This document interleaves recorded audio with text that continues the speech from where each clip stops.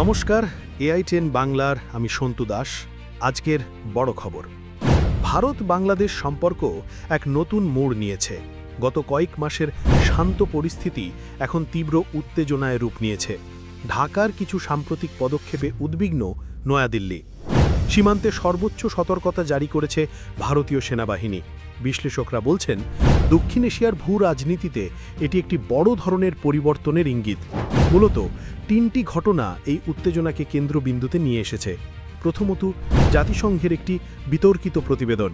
দ্বিতীয়ত, ভারতের কৌশলগতভাবে গুরুত্বপূর্ণ শিলিগুড়ি করিডোরের কাছে চীনা সামরিক উপস্থিতির আশঙ্কা। এবং তৃতীয়ত, বাংলাদেশের অভ্যন্তরীণ রাজনীতিতে পরিবর্তন এবং তার প্রভাব। গত কয়েক মাস ধরে ঢাকা নয়াদিল্লি সম্পর্ক স্থিতিশীল পথেই চলছিল, কিন্তু সম্প্রতি জাতিসংঘের একটি প্রতিবেদনে রোহিঙ্গা শরণার্থী ইস্যুতে ভারতের বিরুদ্ধে কিছু গুরুতর অভিযোগ তোলা হয়। প্রতিবেদনে বলা হয়, ভারত রোহিঙ্গা শরণার্থীদের জোর করে সমুদ্রে ঠেলে দিচ্ছে। ভারত এই অভিযোগকে শুরুতেই ভিত্তিহীন এবং উদ্দেশ্য প্রণোদিত বলে প্রত্যাখ্যান করেছে। কিন্তু এই প্রতিবেদনের পরপরই সুর বদলায় ঢাকা। বাংলাদেশের অন্তর্বর্তীকালীন সরকার অভিযোগ করে, ভারত নাকি পুশ ইন নীতির মাধ্যমে অবৈধ অভিবাসীদের বাংলাদেশে ঠেলে দিয়ে তাদের ওপর চাপ সৃষ্টি করছে। এমনকি বাংলাদেশ সেনাবাহিনীর পক্ষ থেকেও এমন কিছু মন্তব্য করা হয় যা কূটনৈতিক শিষ্টাচারের বাইরে বলে মনে করছেন বিশেষজ্ঞরা। এর জবাবে ভারত অত্যন্ত কঠোর অবস্থান নিয়েছে। নয়াদিল্লির পররাষ্ট্র মন্ত্রণালয় স্পষ্ট জানিয়েছে, বাংলাদেশ যেন নিজের দেশের অভ্যন্তরীণ সমস্যা যেমন নিরপেক্ষ নির্বাচন আয়োজন এবং সীমান্ত ব্যবস্থাপনার দিকে মনোযোগ দেয়। বারবার ভারতের দিকে আঙুল তোলা কোনো সমাধান নয়। তবে এই কূটনৈতিক উত্তেজনার চেয়েও বড় উদ্বেগের কারণ হয়ে দাঁড়িয়েছে শিলিগুড়ি করিডর। ভারতের উত্তর পূর্বাঞ্চলীয় রাজ্যগুলোর সঙ্গে বাকি অংশের যোগাযোগের একমাত্র স্থলপথ এটি, যাকে চিকেন নেক নামেও পরিচিত। কৌশলগতভাবে এটি ভারতের জন্য অত্যন্ত সংবেদনশীল একটা এলাকা। সম্প্রতি বিভিন্ন আন্তর্জাতিক সংবাদ মাধ্যমে খবর প্রকাশিত হয়েছে যে বাংলাদেশ এই করিডরের কাছে একটি বিমান ঘাঁটি বা এয়ারবেস তৈরির জন্য চীনকে অনুমতি দিয়েছে। যদিও ঢাকা বা বেজিং কোনো পক্ষই আনুষ্ঠানিকভাবে বিষয়টি স্বীকার করেনি, কিন্তু এই খবর ভারতের নিরাপত্তা মহলে গভীর উদ্বেগের জন্ম দিয়েছে।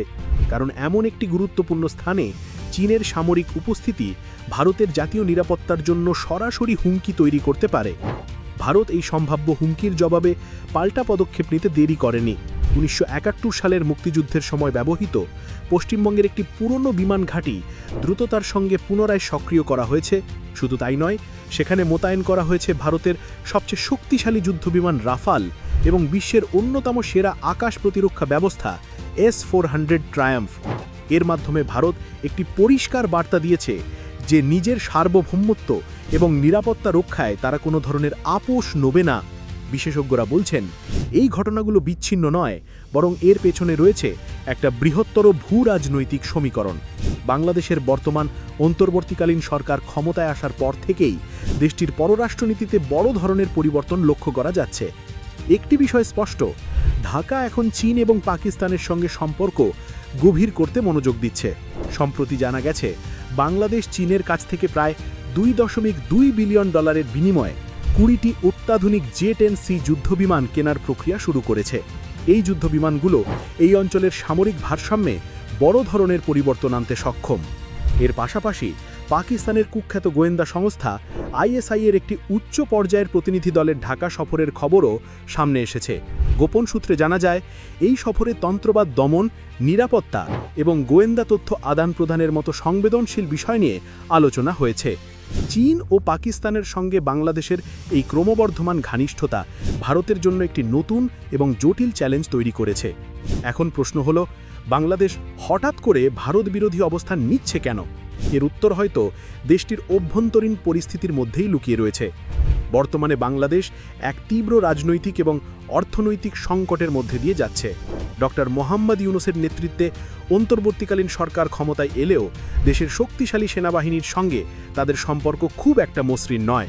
সেনাবাহিনী দ্রুত একটি নিরপেক্ষ নির্বাচনের পক্ষে, অন্যদিকে সরকার নির্বাচন প্রক্রিয়া বিলম্বিত করতে চাইছে বলে অভিযোগ উঠেছে। দেশের অর্থনৈতিক অবস্থাও অত্যন্ত নাজুক। বাংলাদেশের অর্থনীতির মূল চালিকা শক্তি অর্থাৎ তৈরি পোশাক বা টেক্সটাইল শিল্প প্রায় ভেঙে পড়েছে। বৈদেশিক মুদ্রার রিজার্ভ দ্রুত কমে আসছে এবং স্থানীয় মুদ্রা টাকার মান লাগাতার পড়ছে। বিশ্বব্যাংক এবং IMF-এর মতো আন্তর্জাতিক সংস্থাগুলো নতুন করে ঋণ দিতে দ্বিধা করছে।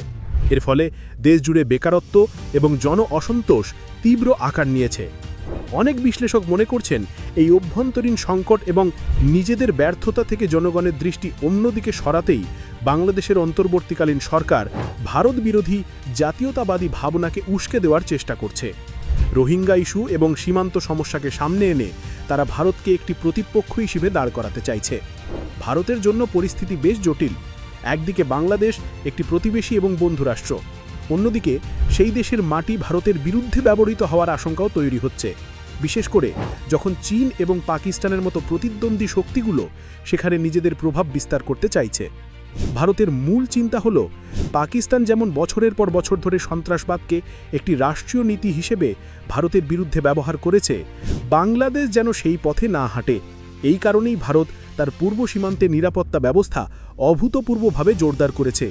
শুধু রাফাল বা S-400 মোতায়েনই নয়, সীমান্তে ড্রোন নজরদারি, আধুনিক সার্ভেলেন্স সিস্টেম এবং 24 ঘন্টার টহলদারি বহুগুণ বাড়িয়ে দেওয়া হয়েছে। দুর্গম এলাকাগুলোতে রাস্তা, ব্রিজ এবং টানেল তৈরির কাজও দ্রুত গতিতে চলছে। এর উদ্দেশ্য হল যে কোনো আপৎকালীন পরিস্থিতিতে যেন কয়েক ঘন্টার মধ্যে সেনা, ট্যাঙ্ক এবং মারণাস্ত্র সীমান্তে পৌঁছে দেওয়া যায়। একই ধরনের রণকৌশল ভারত সাম্প্রতিক বছরগুলোতে চীনের বিরুদ্ধে লাদাখ এবং অরুণাচল প্রদেশেও প্রয়োগ করেছে, যা বেশ সফল প্রমাণিত হয়েছে। এই মুহূর্তে পুরো পরিস্থিতি একটি জটিল ভূ-রাজনৈতিক খেলার রূপ নিয়েছে। একদিকে বাংলাদেশ তার অভ্যন্তরীণ সমস্যা নিয়ে জর্জরিত, অন্যদিকে চীন এই সুযোগকে কাজে লাগিয়ে দক্ষিণ এশিয়ায় নিজের প্রভাব আরও বাড়াতে চাইছে। আর ভারত তার জাতীয় নিরাপত্তা নিশ্চিত করতে সব ধরনের প্রস্তুতি নিয়ে রেখেছে। ৭১-এর মুক্তিযুদ্ধে যে বন্ধুত্বের সম্পর্ক তৈরি হয়েছিল তা আজ একটা কঠিন পরীক্ষার মুখে। এই উত্তেজনা কি সাময়িক, নাকি এটি দক্ষিণ এশিয়ার রাজনীতিতে এক নতুন এবং বিপজ্জনক অধ্যায়ের সূচনা? এর উত্তর সময়ই বলে দেবে। আপাতত এই পর্যন্তই। পরবর্তী সংবাদ দেখার জন্য আমাদের সাথেই থাকুন। নমস্কার।